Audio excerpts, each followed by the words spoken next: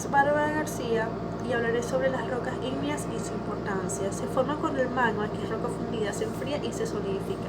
Si el enfriamiento se produce lentamente bajo la superficie, se forman rocas con cristales grandes, denominadas rocas plutónicas o intrusivas, mientras que si el enfriamiento se produce rápidamente sobre la superficie, por ejemplo, tras una erupción volcánica, se forman rocas con cristales invisibles, conocidas como rocas volcánicas o extrusivas. La menor parte de los 700 tipos de rocas ígneas que se han descrito se han formado bajo la superficie de la corteza terrestre. Por ejemplo, que son la diorita, la riolita, el gabbro, el basalto y el granito. Muchas rocas ígneas son muy importantes en la construcción, como el granito, el basalto y la piedra pómez, tanto por su dureza o su abundancia en el planeta. Hola, mi nombre es Hermes Santamaría, estudiante de Ingeniería Civil, estudiante de la Universidad de Oriente, Núcleo Bolívar. Yo les vengo a hablar sobre las rocas plutónicas y roca volcánica. La roca plutónica es aquella que se crea a partir de un enfriamiento lento a gran profundidad y a gran cantidad de masa del magma. Esta se conoce como una roca ígnea. La roca volcánica es aquella que se crea a partir de un enfriamiento en la superficie terrestre de masa del magma o de la lava. Estas se diferencian por su textura. La plutónica se diferencia por la textura fanética, pórfica y pegmáticas. Y de la roca volcánica su textura es vítrea, afaníticas y piroclásticas. Muchas gracias. Sensible de posición, mi nombre es José Carvajal. Le voy a estar hablando sobre las rocas ígneas en base al tamaño de los cristales y distribución. Identificar las rocas ígneas basándonos en el tamaño de los cristales es importante, ya que nos indican la rapidez y el tipo de enfriamiento que tuvo la lava o el magma que formó la roca. Cuando el enfriamiento de la lava o magma sea más rápido, será menor el tamaño del cristal de la roca ígnea. Cuando el enfriamiento del material rocoso sea más lento, el tamaño de la roca ígnea el tamaño de los cristales de la roca ígnea será más grande y visible. Dentro de este tipo encontramos lo siguiente. Faneríticas. Son rocas en las que el material cristalino se identifica a simple vista. Se forman cuando el magma se solidifica lentamente. También son conocidas como grano fino, como grano grueso. Ejemplo, el granito. B. Afaníticas. Son rocas ígneas cuyos cristales no son perceptibles a simple vista, sino que hay que recurrir a la lupa para poder identificarlo. Se forman a partir de un enfriamiento rápido en la superficie terrestre. También son conocidos como grano fino. Ejemplo, el basalto. Porfíricas. Este tipo de roca, también llamada porfiríticas, se caracteriza por sus cristales de tamaño variado. Esto se debe a que la cristalización se realiza a diferentes temperaturas. Piroclástica. Este tipo de rocas se forman en proceso de fragmentación del magma, tras una erupción explosiva. Pueden ser gotas fundidas o cenizas finas. Por eso este tipo de rocas recuerda a las sedimentarias. Son vítreas. La textura de este tipo de roca nos indica que hubo un enfriamiento rápido o brusco de la lava. Ejemplo, la odisiana. Y por último encontramos la vesicular. La vesícula de esta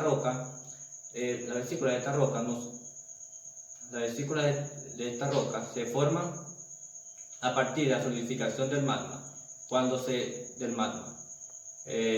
escapan burbujas de gases. Eso es toda mi posición. Buenos días, mi nombre es Emmanuel Betancourt y les voy a hablar sobre la clasificación de las rocas ígneas. Las rocas ígneas se clasifican de acuerdo con su origen, textura, mineralogía y composición química. La textura. La textura de una roca ígnea se usa para describir el aspecto general de la misma en función del tamaño, forma y ordenamiento de los cristales que la componen. Textura vítrea. Las rocas con textura vítrea se originan dentro de algunas erupciones volcánicas en las que la roca fundida es expulsada hacia la atmósfera, donde se enfría rápidamente y posee una estructura cristalina desordenada, como por ejemplo la obsidiana. Textura afanítica o de grano fino. Se origina cuando el enfriamiento del magma es relativamente rápido, por lo que los cristales que se forman son de tamaño microscópico, como por ejemplo la riolita. Textura fanerítica o de grano grueso. Se origina cuando grandes masas de magma se solidifican lentamente a bastante profundidad, lo que da tiempo a la formación de cristales grandes de los diferentes minerales, como por ejemplo el granito. Textura porfírica. Son rocas con cristales grandes, incrustados en una matriz de cristales más pequeños. Se forma debido a la diferente temperatura de cristalización de los minerales que componen la roca, como por ejemplo el porfiroide. Textura pegmatítica. Las pegmatitas son rocas ígneas de grano especialmente grueso, formadas por cristales interconectados de más de 1 centímetro de diámetro. La mayoría se hallan en los márgenes de las rocas plutónicas, ya que se forman en las últimas etapas de cristalización. Estas se forman cuando el magma contiene un porcentaje inusualmente elevado de agua y de otros volátiles como el cloro, el flúor y el azufre. Textura piroclástica. Algunas rocas ígneas se forman por la consolidación de fragmentos de roca emitidos durante erupciones volcánicas. No están formadas por cristales y su aspecto recuerda al de las rocas sedimentarias. La toba volcánica es un ejemplo de este tipo de roca. Composición química de las rocas ígneas. Las rocas ígneas están compuestas fundamentalmente por silicatos. Estos dos elementos, más los iones aluminio, calcio, sodio, potasio, magnesio y hierro, constituyen aproximadamente el 98% en peso de los magmas. Cuando estos se enfrían y solidifican, dichos elementos se combinan formando dos grandes grupos de silicatos. Silicatos oscuros o ferromagnésicos. Son minerales ricos en hierro y en magnesio, y bajo contenido en sílice. Por ejemplo, el olivino. Silicatos claros. Son minerales con mayores cantidades de potasio, sodio y calcio que de hierro y magnesio, y más ricos en sílices que los oscuros. Por ejemplo, el cuarzo. Las rocas ígneas pueden clasificarse en función a la proporción de silicatos claros y oscuros que éstas tengan en su composición. Por ejemplo, están las rocas félsicas o de composición granítica. Son rocas ricas en sílice en un 70%, en las que predomina el cuarzo y el feldespato, como por ejemplo el granito y la riolita. Estas poseen aproximadamente un 10% de silicatos oscuros, usualmente biotitas y anfibol. Las rocas félsicas son las constituyentes principalmente de la corteza terrestre. También tenemos las rocas andesíticas o de composición intermedia. Son las rocas que se componen entre las rocas félsicas y máficas. Reciben su nombre por la andesita, que es la más común de las rocas intermedias. Estas contienen al menos un 25% de silicatos oscuros, principalmente anfibol y piroxeno. Estas rocas están asociadas generalmente a actividades volcánicas de los márgenes continentales y de sus bordes convergentes. También tenemos las rocas máficas o de composición basáltica. Estas son rocas que tienen grandes cantidades de silicatos oscuros ferromagnésicos. Generalmente son más oscuras y densas que las félsicas. También tenemos los basaltos, que son las rocas máficas más abundantes, ya que constituyen la corteza oceánica. Tenemos, para última, las rocas ultramáficas, que son rocas con más del 90% de los silicatos oscuros, por lo menos, por ejemplo, la peridotita. Aunque son raras en la superficie de la Tierra, se cree que las peridotitas están conformadas y constituyen principalmente al manto superior de la Tierra. Mi nombre es Wilfredo Moleiro y yo les voy a hacer la continuación de lo que viene siendo el contenido de magma. En mi punto yo les voy a aclarar y voy a desarrollar lo que viene siendo la composición química, los tipos de magma que se clasifican a través de la composición química, entre otros puntos como la cristalización, la diferencia entre lava y magma, etc. A continuación,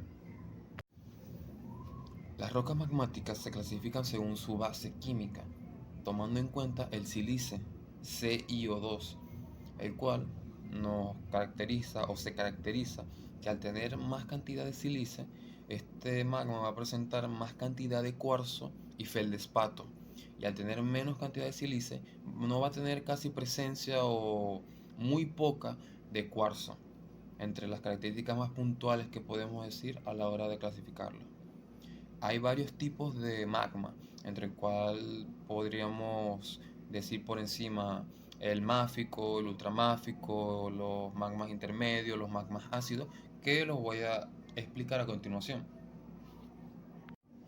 Los tipos de magma son los siguientes. Tenemos el magma félsico, el cual se caracteriza porque tiene grandes niveles de CO2 en su composición química.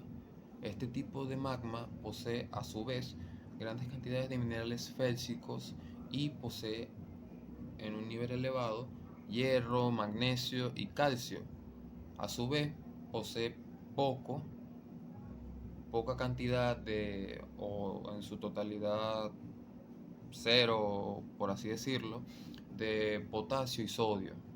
Luego tenemos el tipo de magma máfico o ultramáfico, lo cual tiene bajo contenido de CO2 y este posee, al contrario del félsico, menor cantidad de hierro, magnesio y calcio, pero tiene mayor cantidad de sodio y potasio. Como dije anteriormente, es lo contrario al félsico. Luego tenemos el magma ultramáfico, el cual tiene menor cantidad de CO2, lo que viene siendo alrededor del 45%. Estos tienen características que son de pocos gases, son enriquecidos en minerales máficos como el olivino y son poco viscosos. Esas serían las características puntuales del ultramáfico. Luego tenemos los máficos o básicos, los cuales tienden a tener entre el 46 a 52% de sílice. Estos están enriquecidos en materiales minerales como el olivino, el piroxeno y también presentan una leve viscosidad. Luego tenemos los magmas intermedios, que tienden a tener entre el 53 a 65% de sílice. Estos tienen un porcentaje de viscosidad alto con respecto a los demás tipos de magma y estos poseen una gran cantidad de gases. Luego tenemos el tipo de magma ácido, el cual rebasa el 60% de sílice que puede llegar a tener los anteriores magmas ya mencionados, y por ser y tener gran cantidad de sílice, presenta más viscosidad, presenta minerales de cuarzo, de feldespato y biotita entre esos materiales.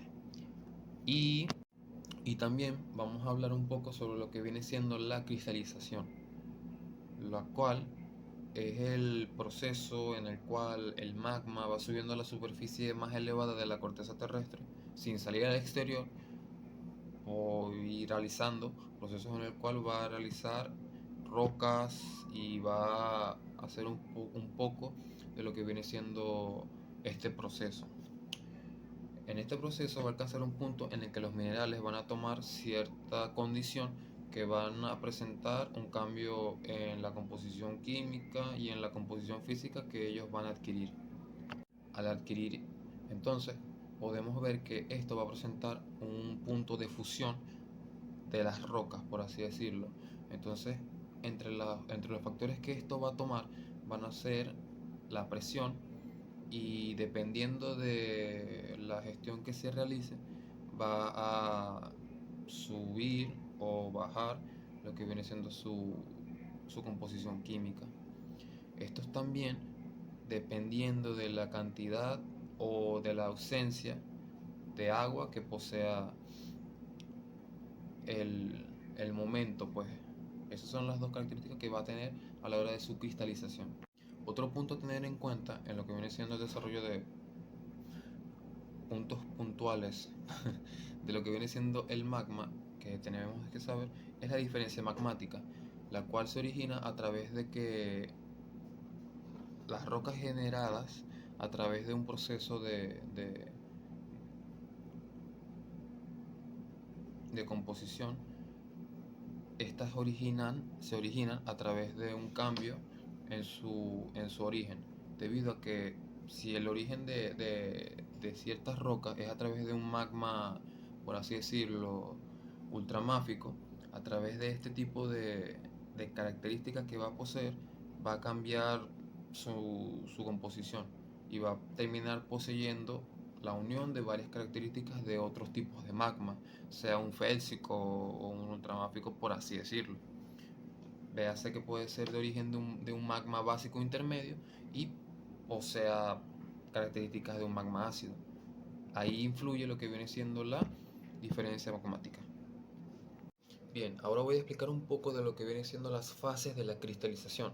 La primera fase viene siendo la fase ortomagmática, la cual se desarrolla a través de los 700 grados que posea en el transcurso de la cristalización como tal, del subimiento de la temperatura y de la corteza terrestre al momento de cristalizarse. En este proceso de la ortomagmática se cristaliza la gran mayoría del magma presente, la cual da como origen las rocas plutónicas a través de este proceso. Luego tenemos la fase pegmatítica, la cual tiene lugar a más o menos entre los 700 y 550 grados. Esta temperatura es en el residuo, está muy enriquecida con residuos volátiles, por lo que se introduce por grietas, originando yacimientos filoníconos de pegmatitas. Luego tenemos la fase neumatolítica, que tiene lugar entre los 550 y 375 grados, lo cual penetra en rocas encajonantes y dan lugar a filones formados por minerales como la mascotita, el cuarzo, el topacio, el óxido de hierro, sulfuros metálicos, entre otros. Luego entramos en la fase final de la cristalización, la cual viene siendo la hidrotermal, la cual se origina por debajo de los 375 grados de disminución y da origen a lo que viene siendo los filones de cuarzo, la calata, entre otros minerales. Y como último punto a tratar, la diferencia entre lava y magma son cosas puntuales o tips que se puede saber. La lava es roca fundida, pero esta es liberada a través del exterior, a través de los volcanes o a través de ciertos orificios que posea la corteza terrestre que conecte con lo que viene siendo el núcleo. También podemos tener en cuenta que el magma se realiza a través de procesos que van dentro del interior de la corteza terrestre. Ambos son rocas fundidas, pero el magma tiene la peculiaridad que este va a poseer o va a poder generar rocas, minerales, entre otros. En cambio, la lava, por su alta temperatura que esta posee, no va a solidificarse tan rápido o no va a poder poseer los mismos procesos que realiza el magma para su realización de minerales.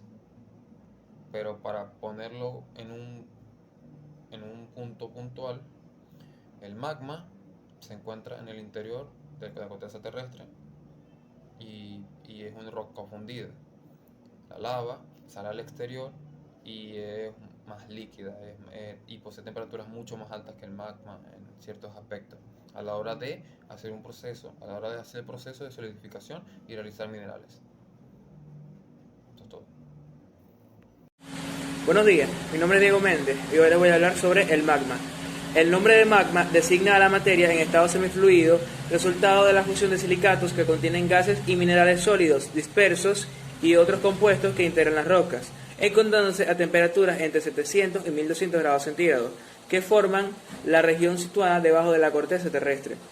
Cuando se encuentra en el interior de la Tierra es nombrado concretamente magma, y lava cuando es expulsada a la superficie. Fases del magma. Debido a las condiciones a las que están sometidos, altas temperaturas y elevadas presiones, los materiales magmáticos muestran propiedades que no corresponden a las del estado sólido y tampoco a las del estado líquido, según los principios generales de la física, por lo que en el magma pueden distinguirse tres fases. Fase fundida.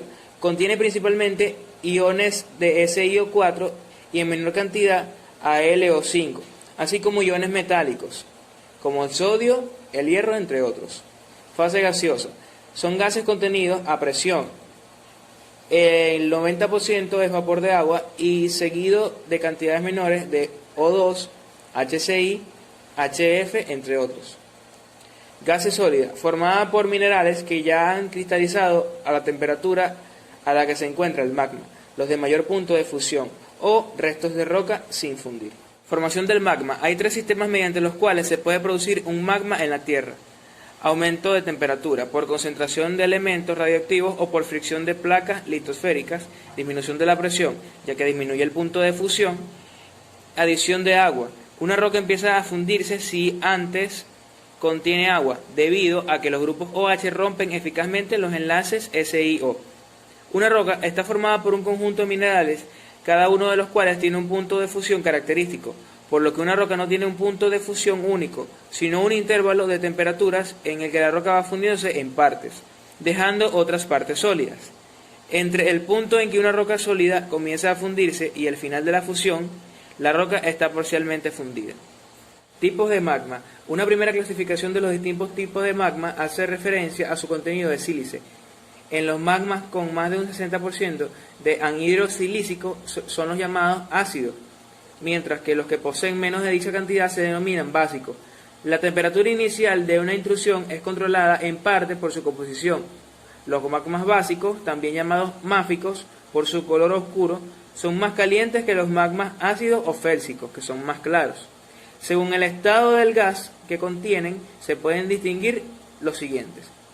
El hipomagma no está saturado de gases porque estos se encuentran en disolución, debido a que la presión exterior es superior a la tensión del vapor del magma. El piromagma, que está sobresaturado de gases, ya que constituyen una fase en forma de burbujas, debido a que la presión exterior es inferior a la tensión del vapor. El epimagma, o magma desgasificado, del que forman parte solamente minerales fundidos. Los gases escapan del resto del magma debido a la escasa presión extrema.